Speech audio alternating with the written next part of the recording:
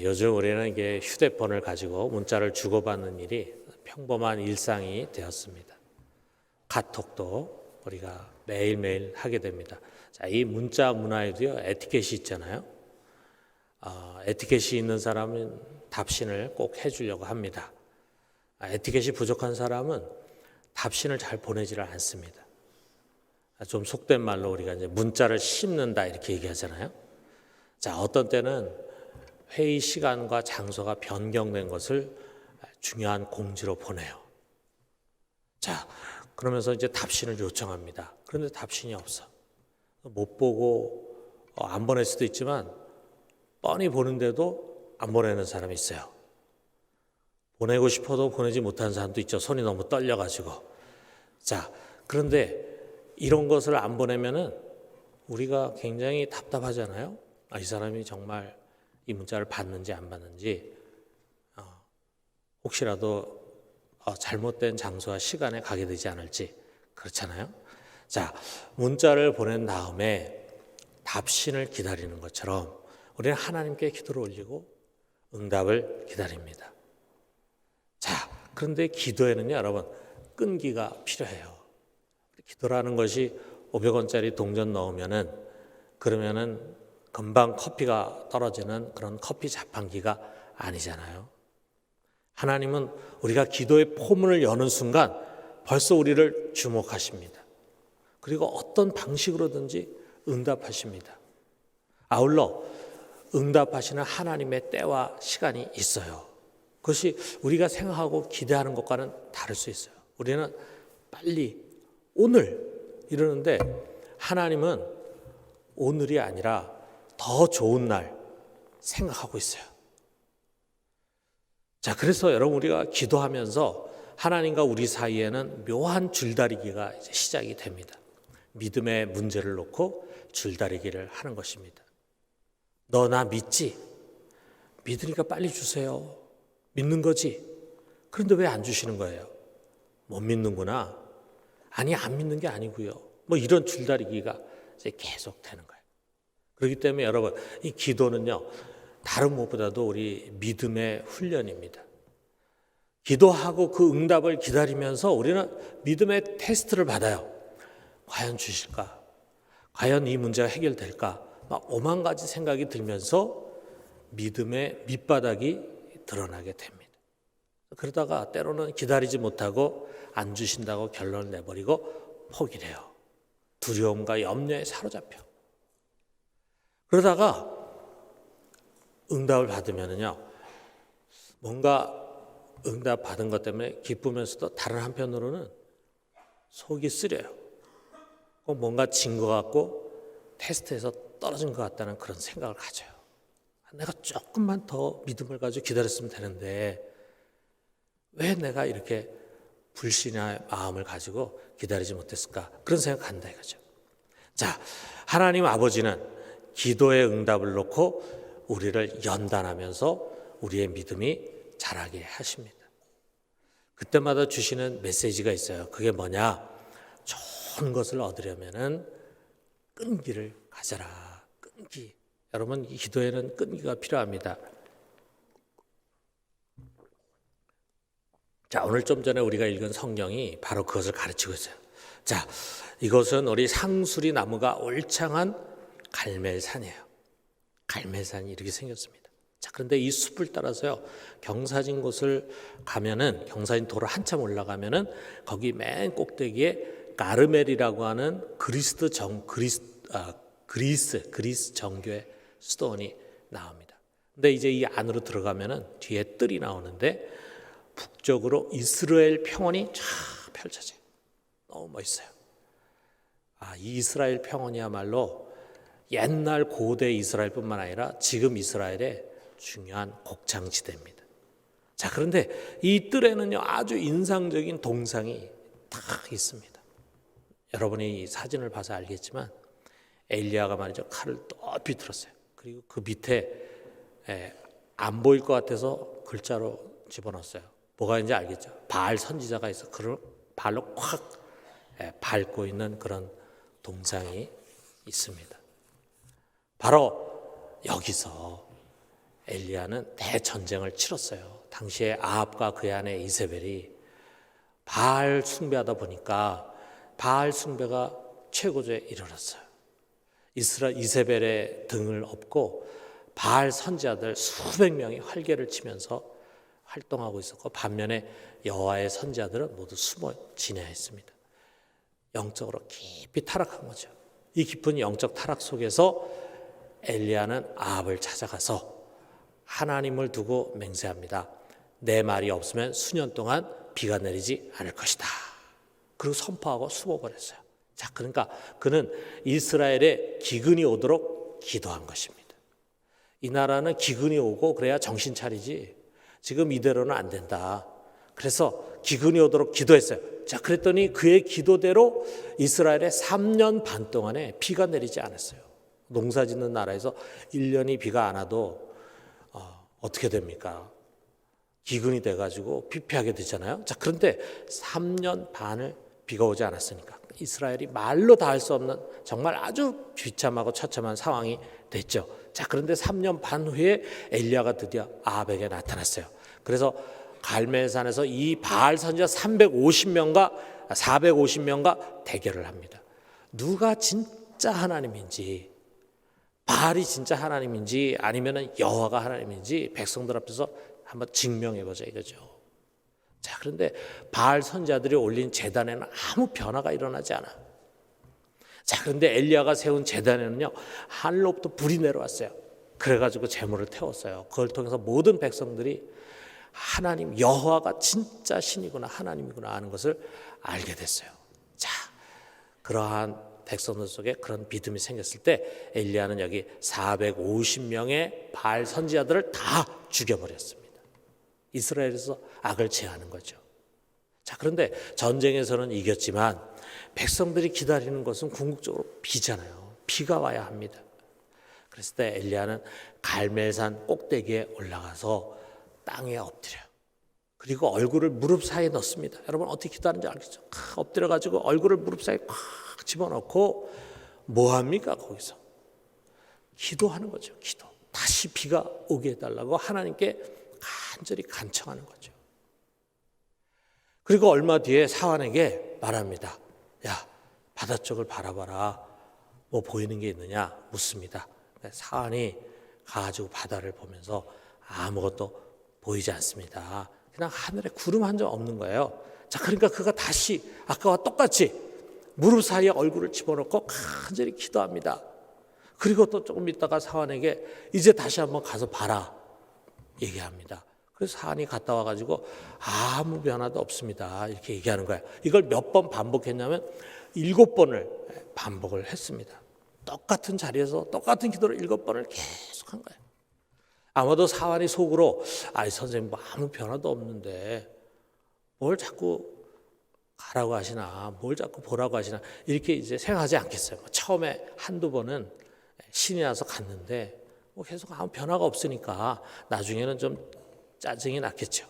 자, 그런데 7번이 됐을 때 비로소 뭔가 보이기 시작했어요. 바다에 손바닥만한 구름이 일어나나이다. 자, 이 사환의 보고를 들은 엘리야는 아합에게 말합니다. 비가 막히지 않도록 마차를 갖추고 내려가십시오. 정말 조금 뒤에 말이에요. 바람과 함께 구름이 확 오는 하늘을 덮더니 큰 비가 내리기 시작하는 거예요. 여러분 생각해 보세요. 3년 반 동안 비 한 방울 내리지 않았던 타들어가는 다 메마른 그 땅에 막 비가 후두둑 떨어지는 그 장면. 아마 백성들이 너무 좋아서 만세를 부르고 그 비를 쫄딱 맞으면서 춤을 췄을 것입니다. 자, 그야말로 정말 은혜의 단비죠. 은혜의 단비. 엘리야의 기도로 3년 반 동안 기근이 오더니 이제 엘리야의 기도로 비가 오게 된 것입니다. 여러분, 이 6번의 7번의 기도, 그것이 우리들에게 주는 기도의 교훈이 있어요. 하나님이 이것을 기록하시고 엘리야의 기도가 이런 것이다라고 우리에게 가르쳐 주시는 이유가 있어요. 여러분, 우리가 한번 6번까지를 한번 상상해 봐요. 아무런 변화가 없어요. 우리가 기도할 때 좀 우리가 기도하자마자 가정이 변화되고 사업터가 변화되고 뭐 장사하는 게 좀 변화되고 자녀가 좀 변화되고 뭐가 변화가 있어야 신이 나서 기도하는데 아무 변화가 없어요. 근데 한 번 더 기도했어. 목사님이 특별 새벽 기도에 나와서 기도하면은 하나님 들으신다. 그 믿고 나와서 기도했어. 일주일 동안. 근데 뭐 아무 변화가 없어. 이게 뭐가 있노? 이렇게 생각하기 쉽잖아요. 근데 또 기도해. 또 기도해. 자, 이렇게 6번까지 하게 된다고 한다면은 우리가 낙심하고 포기할 만하지 않습니까? 자, 그런데 엘리야는 포기하지 않고 7번까지 기다렸습니다. 여러분, 만약에 가정법이에요. 만약에 7번에 아무런 응답이 오지 않았다. 그렇다면은 엘리야는 어떻게 했을까? 여러분, 어떻게 했을 것 같습니까? 포기했을까? 아닙니다. 그는 7번이 아니라 10번, 20번도 계속 했을까요? 언제까지 했을까요? 하나님의 응답이 올 때까지 그는 기도했을 것입니다. 마침내 7번째 했을 때 조그만 구름이 일어났어요. 여러분 생각해 보세요. 큰 하늘이 전부 파란색이야.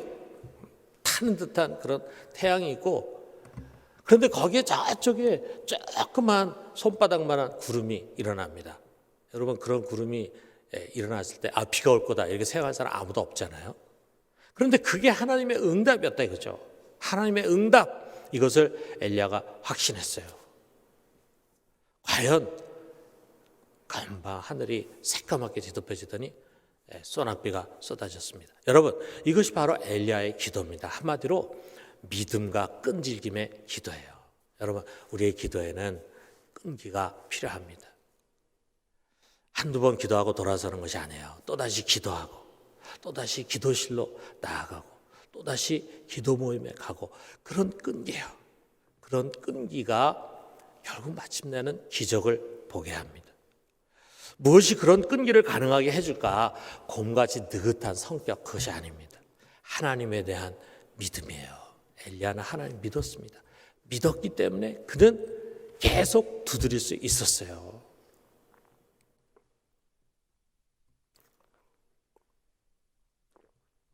자, 그런데 여기서 우리가 또 다른 중요한 포인트를 생각해 봐요.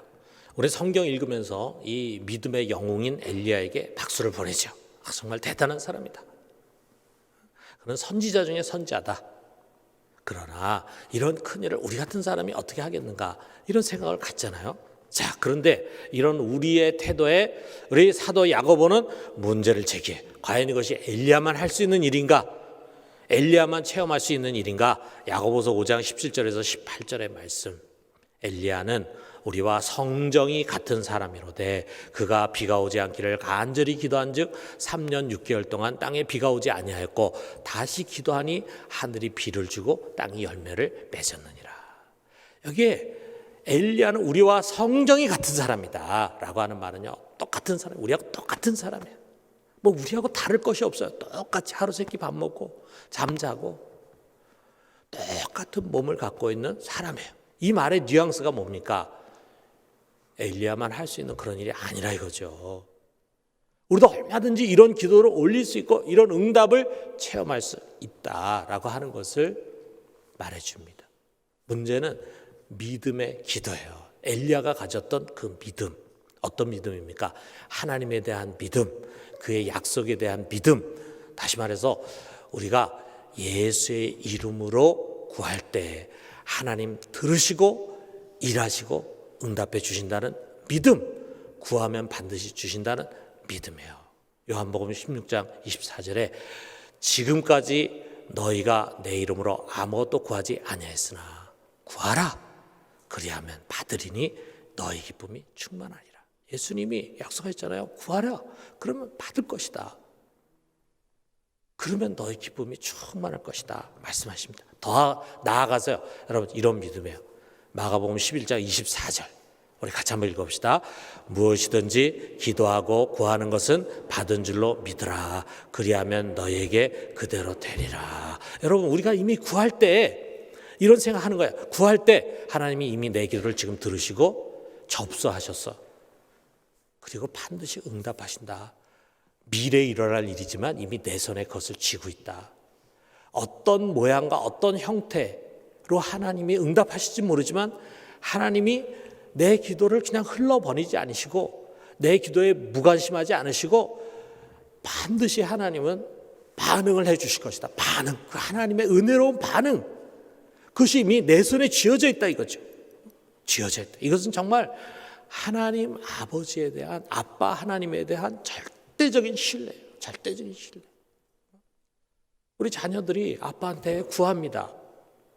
근데 아빠가 그 자리에서 금방 응답을 안 해주는 게 많아요. 왜? 아빠도 좀 생각을 해봐야 되거든.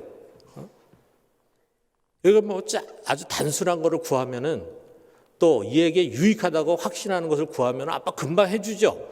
자, 그런데 이거 아니야, 이거. 얘가 지금 구하는 게 이게 너무 무리한 요구일 수도 있고 또는 얘에게 별 도움이 안 되는 것일 수 있어요. 근데 그 자리에서 안 돼 이러면은 애가 또 상처를 받으니까 어떻게 하면은 얘가 상처를 안 받으면서 그러면서도 이 아이가 만족할 수 있는 그런 것을 줄 수 있을까? 그래서 지혜로운 아빠는요, 그렇게 즉흥적으로 하지 않고 생각하게 합니다. 조금 생각해 보자. 좀 생각해 보자 그러잖아요. 왜 애는 답답하죠. 자, 우리가 마치 하나님 앞에 나와서 기도할 때 이미 우리가 기도한 것에서 하나님 반응을 해요. 언제 올지 모르지만 하나님의 반응이 있어요. 그 하나님의 반응은 가장 좋은 것이다. 가장 좋은 것. 나에게 가장 좋은 것이다. 여러분 이거 믿으십니까? 나에게 가장 좋은 것을 하나님 준비하고 있어요. 우리는 그 하나님 아빠에 대해서 100% 신뢰해야 돼요. 100% 신뢰. 그러면 정말 여러분 시간이 지나간 뒤에 하나님이 덜컥 주시는 거는요, 내가 구한 것보다 더 큰 것이고 상상할 수 없는 그런 것이에요. 자, 이처럼 하나님을 신뢰하는 믿음의 기도는 여러 가지 역사를 일으키고 역사는 힘이 있어요. 야고보서 5장 15절에 16절에 보니까 믿음의 기도는 병든 자를 구원하리니 주께서 그를 일으키시리라. 의인의 간구는 역사하는 힘이 큼이니라 그랬어요. 그 믿음은 끈기 있는 기도를 가능하게 해줍니다. 아무 변화가 보이지도 않아. 그런데도 불구하고 낙심하거나 포기하지 않고 끈질기게 도전하는 것입니다. 한 번 해서 안 되면 두 번 하고 두 번 해서 안 되면 세 번 하는 것입니다. 언제까지 해야 됩니까? 될 때까지 하는 것입니다. 주님께서 그만하라고 하실 때까지 하는 것입니다. 여러분 예수님도 우리 신약에서 보면은 불의한 재판장과 과부의 비유를 통해서 낙망하지 말고 끈기 있게 기도할 것을 우리에게 권하셨잖아요. 계속 찾아가라. 계속 찾아가라. 불의한 재판장도 들었는데 하물며 너희 아빠 아버지께서 들어주지 않겠느냐, 오래 기다리게 하겠느냐 말씀하십니다. 여러분 하나님은 정말 이런 것을 좋아합니다. 이런 믿음의 기도를 좋아하고 이렇게 끈기 있게 물고 늘어지는 자를 좋아하십니다. 그리고 마침내 그런 끈기는 기적을 일궈냅니다. 오늘 우리는 이런 믿음의 기도를 드립시다. 여러분 각자 기도 제목이 있어요. 여러분 가정에 문제가 있어요. 여러분 개인의 문제가 있어요.